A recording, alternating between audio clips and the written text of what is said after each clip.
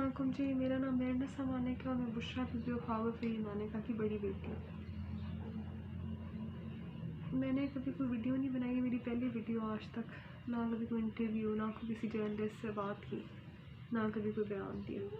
لیکن یہ ویڈیو بنانے کا صرف میرا یہ مقصد تھا کہ ماما کے بارے میں اتنی گندی گندی باتیں سننے کو مل رہی ہیں، ان پہ اتنے غلط گندے الزام لگائے جا رہے ہیں جو کہ میرے لیے برداشت کرنا بہت مشکل تھا۔ میں نے یہ ویڈیو بنائی تاکہ میں آپ لوگوں کو اصلیت بتا سکوں۔ میرے آگے قرآن پڑھے، جو بھی بات کروں گی سچ کروں گی، اور اگر سچ نہیں کروں گی تو پھر میں اللہ تعالیٰ ہی میرا حساب کتاب کرے گا۔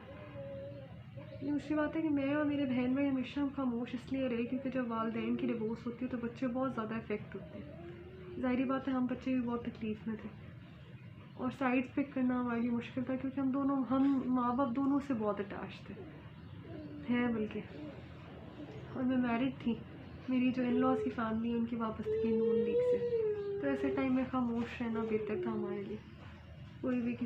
کوئی بھی الزام لگے آج تک یا کوئی بھی بات ہو، کسی چیز پہ بھی ہم نے کوئی اپنا رد عمل نہیں دیا، نہ کبھی کوئی بیان دیا۔ لیکن ایسے جب ماما کی بات آئی تو ہم ایسے چپ نہیں بیٹھا گا، اس لیے ہمیں مناسب لگا کہ ہم یہ ویڈیو بنا کے آپ لوگوں کو اس لیے بتائیں۔ پہلی بات تو بھی ریسنٹلی کسی نے ان پر الزام لگایا جی وہ عملیات کرتی تھیں اور میرے بابا عملیات کے اثر میں تھے، اس لیے پہلے کبھی ان کے بارے میں کوئی بات نہیں کی۔ یہ سراسر جھوٹ ہے، جھوٹا الزام ہے۔ ماما کو دین کے بارے میں جاننا، دین کے بارے میں پڑھنا، دین کے بارے میں نالج حاصل کرنے کا بہت شوق تھا، پیشن تھا ان کا۔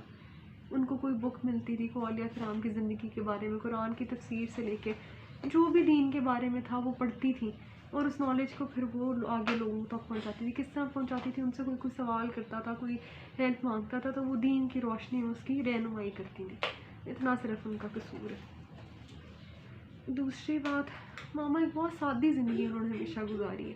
ان کی زندگی ان کا کیا تھا روٹین، سے اٹھتی تھیں کیونکہ ہم جوائنٹ فیملی میں رہتے تھے، ہمارے پاس 2 رومز ہوتے تھے، میں سب سے بڑی بہن ہوں، ہم 5 بہن بھائی، تو ان کی روٹین تھی صفائی کرا کے جانور بچھا لینی، وہیں پہ کھانا، ہم بچوں کا دسترخوان بھی وہیں پہ ہوتا تھا، ہم کھانا اٹھنا بیٹھنا، ایون ہوم ورک کا ہم ان کے پاس ویٹ نہیں کرتے تھے، ہر وقت ہم ماما کے پاس ہوتے تھے، اور ان کی کوئی سوشل لائف نہیں تھی۔ انہوں نے سارا ٹائم صرف اپنے بچوں کے لیے اور صرف یہ دین کی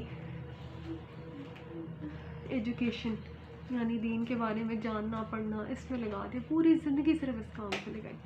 تو ایسی عورت جو اتنی پردہ دار اور اتنی نیک، اس کے بارے میں اس طرح کی باتیں سننا بہت ہمارے لیے بہت تکلیف تھے، اور میں کبھی سوچ بھی نہیں سکتی تھی کہ اس طرح ویڈیو بنا کے ہمیں ان کو کریکٹر کو ڈیفینڈ کرنا پڑے گا۔ لیکن خیر، دوسرا ان کی بات کی گئی جی کہ عدت میں انہوں نے کہا کہ میرے بہن بھائی کیونکہ چھوٹے تھے، ماما گھر میں ہی عدت جو شرعی عدت ہوتی ہے وہ ٹائم پورا کر کے گئی تھی۔ ماما کا روم الگ ہو گیا تھا بابا سے، کیونکہ بہن بھائی چھوٹے تھے، شاید ان کو اندازہ نہیں تھا، میں انڈرسٹینڈ کرتی تھی اس چیز کو۔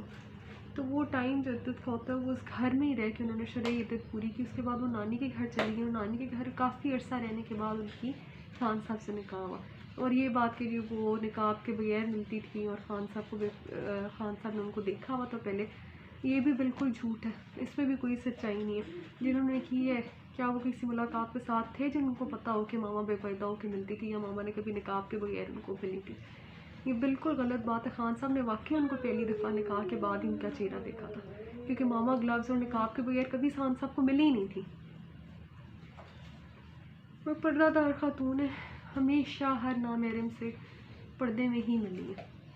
پہلی بات، ان کا گھر سے کہ آنا جانا ہوتا ہی نہیں تھا، نہ وہ گھر سے نکلتی تھی، نہ ان کا کوئی ملنا ملانا تھا، نہ کوئی ان کا سوشل سرکل تھا، وہ گھر میں ہی رہتی تھی۔ تیسری بات یہ ہے جو ابھی ریسنٹلی ان پہ کیسز کیے گئے زنا کا اور اس طرح کی گندی باتیں ان کے کریکٹر پر چھالی گئی، تو ہم بیٹیاں ہوتے ہیں، ہمارے لیے بہت تکلیف تھے ان کے بارے میں یہ باتیں سننا۔ قرآن سے اوپر، اللہ تعالیٰ کی عدالت سے اوپر تو کوئی نہیں ہے نا اس دنیا میں نا، ویسے انصاف ہمیں مل بھی نہیں سکتا، اور نہ انصاف کی امید ہے کسی سے، ہماری عدالتوں میں کتنا کوئی انصاف ہو رہا ہے سب کو ہی پتہ ہے۔ لیکن صرف ایک بات آپ لوگوں تک پہنچانا کہ کسی کے کردار کو شکرنا بہت آسان ہوتا ہے، ثبوت کے ساتھ کریں۔ ثبوت کیا ہے آپ کے پاس ان چیزوں کے؟ زنا کرتی تھیں، وہ عملیات کرتی تھیں، اللہ تعالیٰ نے کہا کہ کسی نیک عورت کے اوپر تہمت لگانا بہت بڑا گناہ ہے، اور جو لگا رہے نا، مجھے یقین ہے کہ وہ اللہ تعالیٰ ان کا خود ہی ان کو اس چیز کا وہ دے گا، مجھے کچھ کہنے کی ضرورت نہیں ہے۔ اللہ تعالیٰ شہنشاہ ہے اور ہم نے اپنا ہر کیس جو ہے وہ اللہ تعالیٰ کی عدالت میں چھوڑا ہے، کیونکہ اس دنیا میں تو کسی سے انصاف کی کوئی امید نہیں، نہ کسی رشتہ دار سے اور نہ ہی ہماری عدالتوں سے۔